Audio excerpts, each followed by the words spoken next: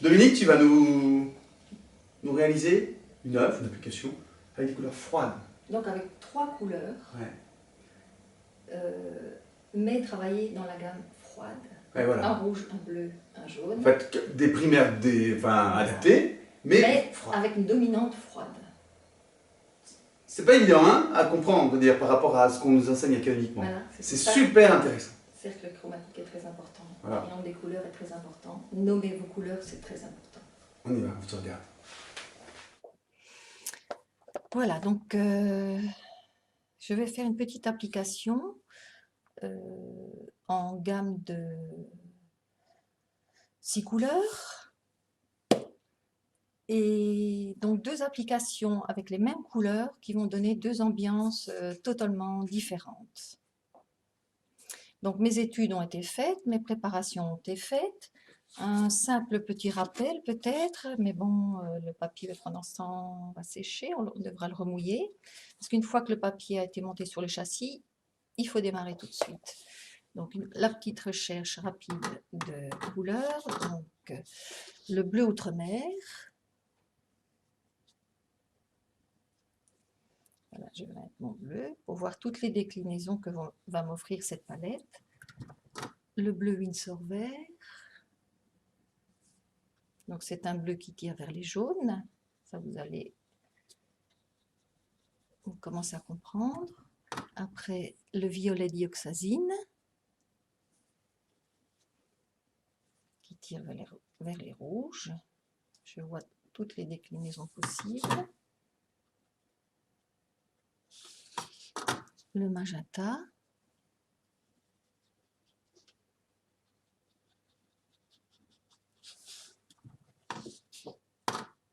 Pour assombrir, je vais mettre mon vert Winsor bleu.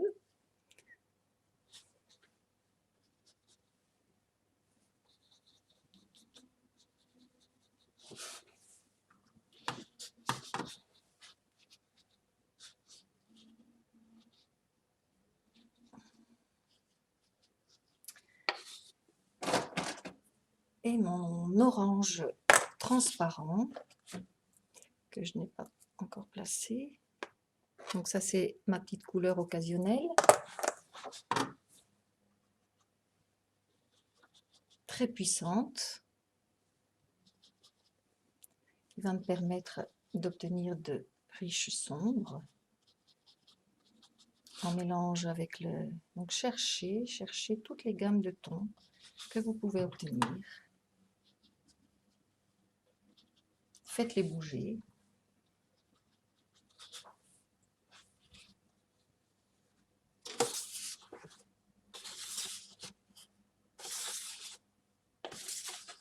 Donc vous pouvez mettre une dominante orangée si vous voulez une gamme plus chaude, ou vous pouvez mettre une dominante plus bleutée, plus verdâtre si vous voulez une gamme froide. Donc on va commencer par la gamme froide.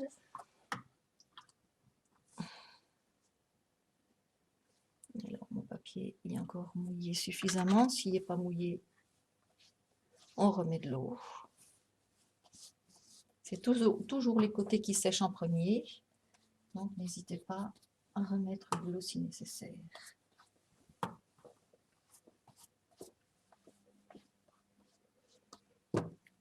Voilà, alors.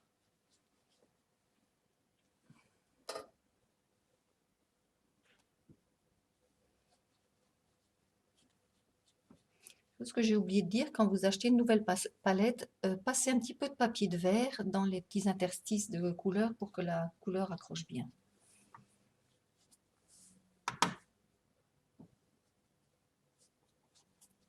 Voilà. L'ambiance générale que je veux de mon travail, c'est une ambiance bleutée, là, une ambiance froide.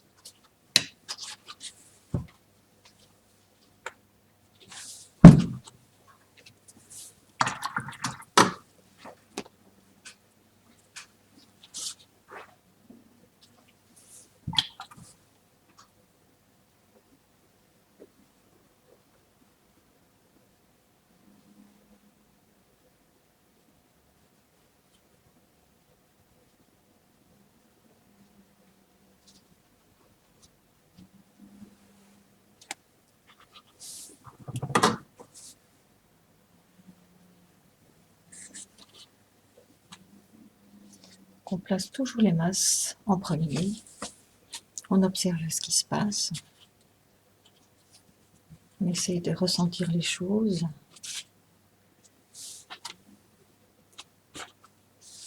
Parce que l'eau va toujours avoir envie de vous emmener où elle veut, pas forcément où vous avez envie. Donc à vous de voir.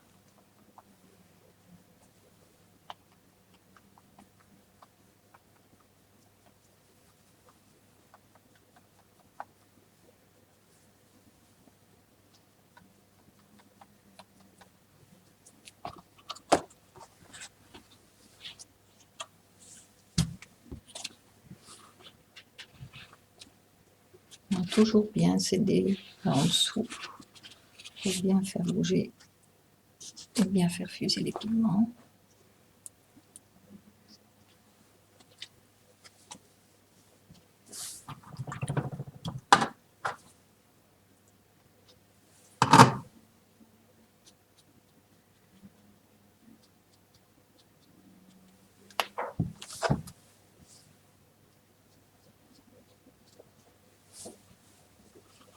Patience, patience.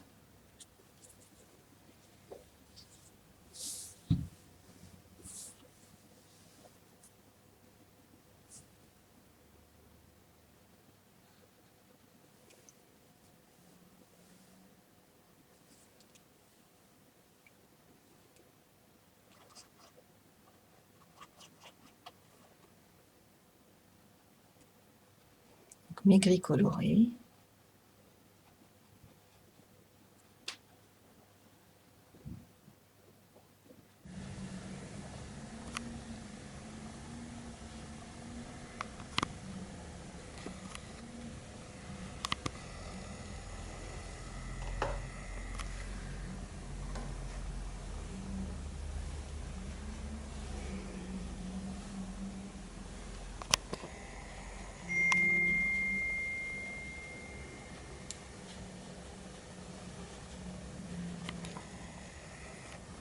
Créez votre atmosphère.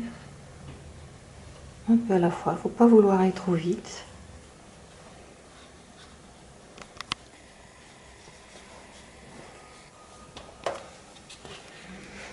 On construit, on déconstruit, on laisse les pigments jouer. Vous êtes en communication avec ce qui se passe là sur votre papier.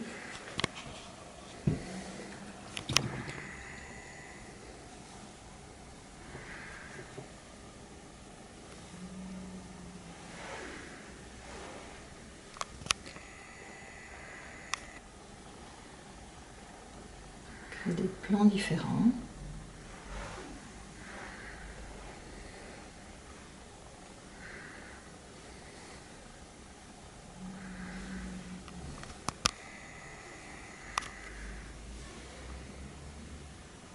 Les mélanges se font sur ma palette. Sur mon papier, pardon, pas sur ma palette.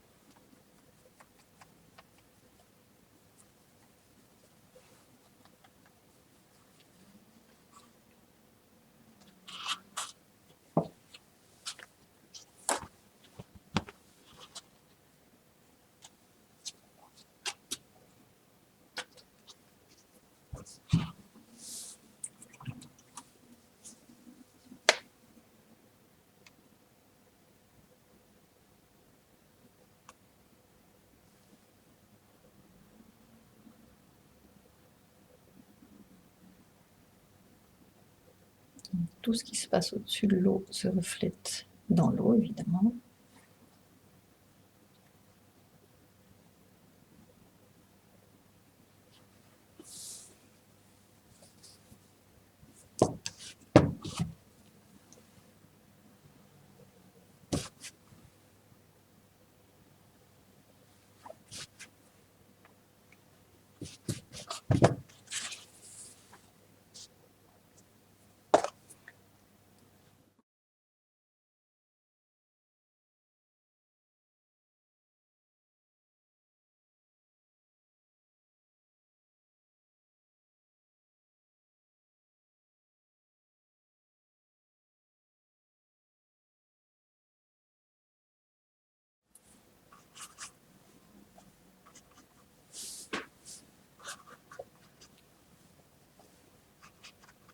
Donc aidez-vous toujours d'une petite feuille pour tester vos couleurs.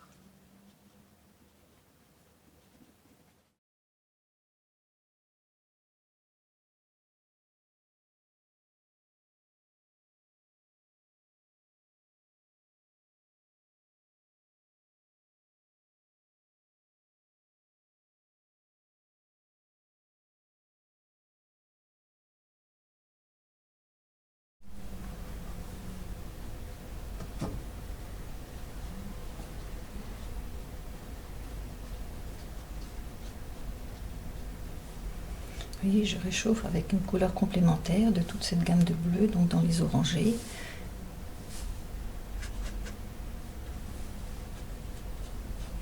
Mais donc la couleur est très puissante, très forte.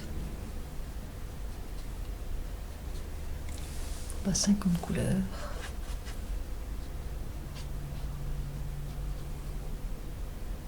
Petit rappel, il faut que le regard voyage.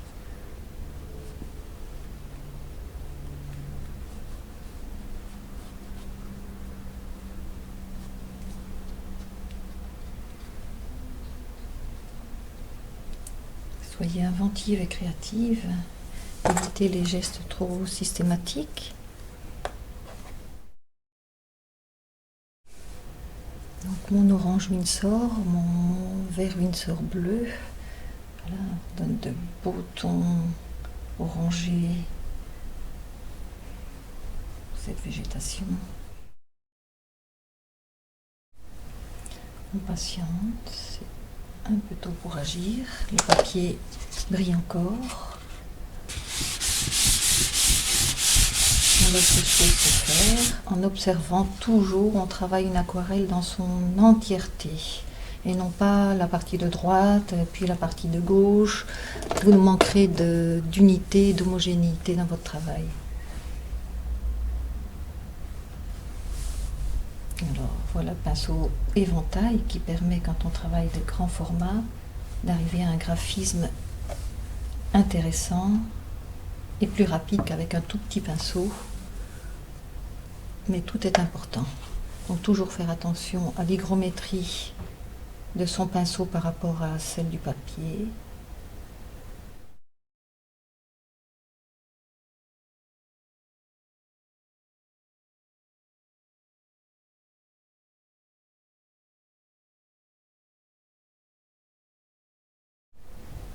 Toujours rééquilibrer les valeurs.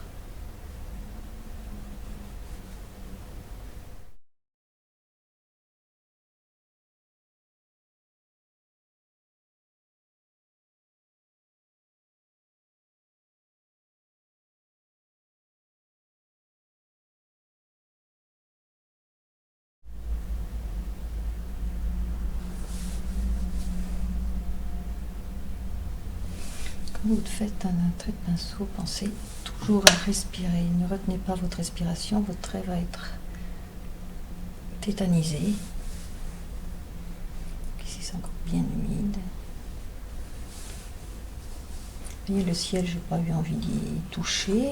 Voilà, c'est mon choix, à vous de travailler votre ciel plus que votre rose si vous avez envie. Donc tous les choix doivent être faits en amont pour pouvoir vraiment être à l'écoute de tout ce qui se passe dans cette humidité qui veut vous emmener vers des mondes fascinants.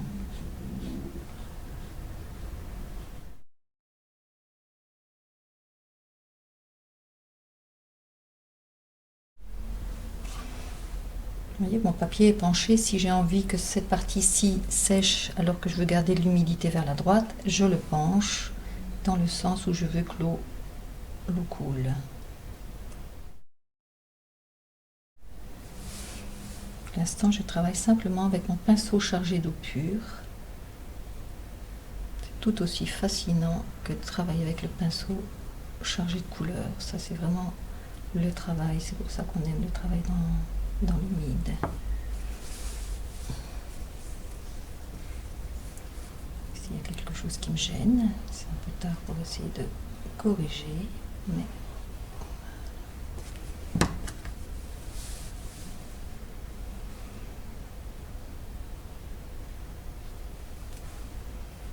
patience, il y a des choses qui se passent.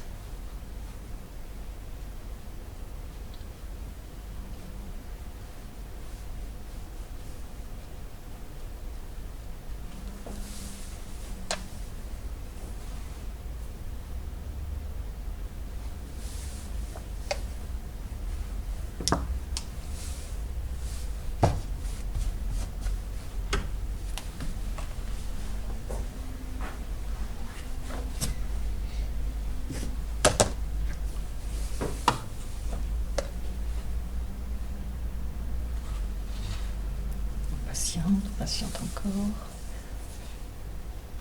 Tant que votre papier n'est pas complètement sec, il travaille, il travaille.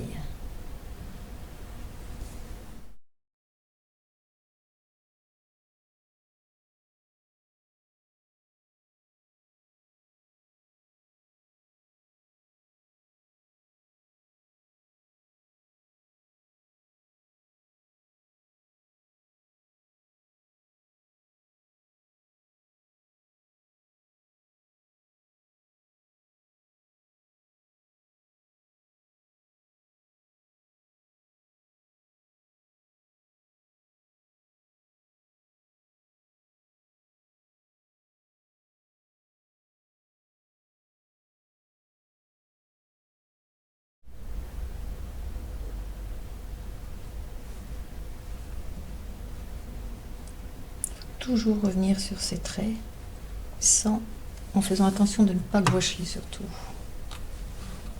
Et ici, je tiens le châssis comme ça.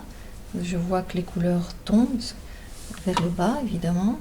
C'est ce qui va me permettre de donner la profondeur à mes reflets d'eau.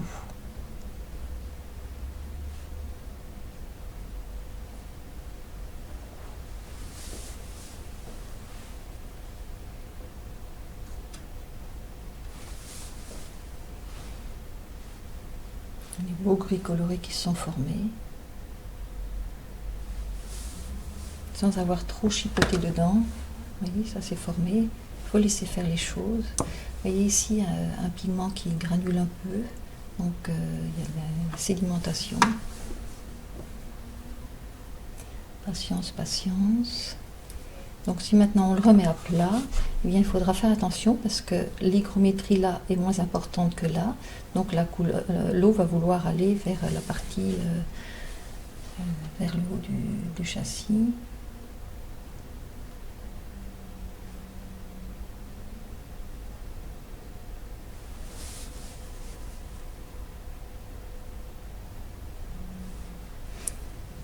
L'infusion des couleurs s'est faite indépendamment parfois de notre volonté, mais à force de travail et de connaissances, vous savez les reproduire, vous comprenez ce qui s'est passé. C'est ça surtout qu'il faut observer, ce qui s'est passé, est-ce que je suis capable de le refaire?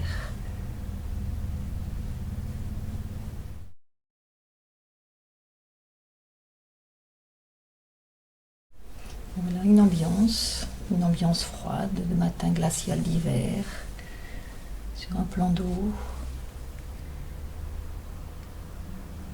Vous pouvez refaire le même sujet en plein été, à différentes saisons. Justement, c'est savoir donner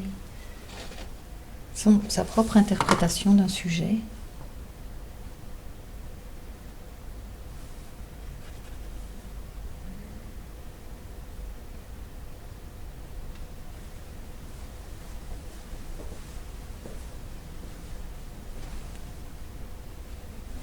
L'avant-plan permet d'avoir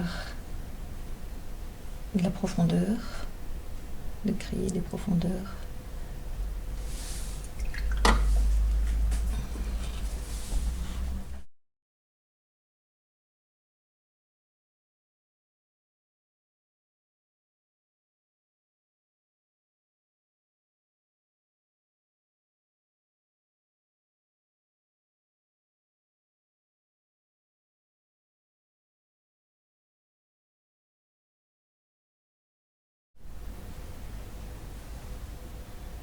C'est à vous seul de décider quand vous estimez que votre travail est terminé. Chacun avec son émotion, certains aimeront travailler plus dans la profondeur, d'autres plus simplement dans la gestuelle.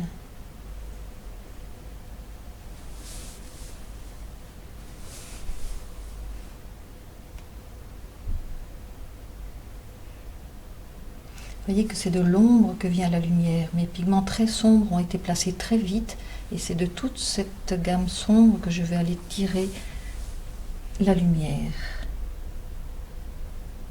S'il n'y a pas de contraste, il n'y a pas de vie. C'est le yin, le yang, le noir, le blanc et toutes les ombres qui sont possibles et qui se déclinent, qui vont former votre travail.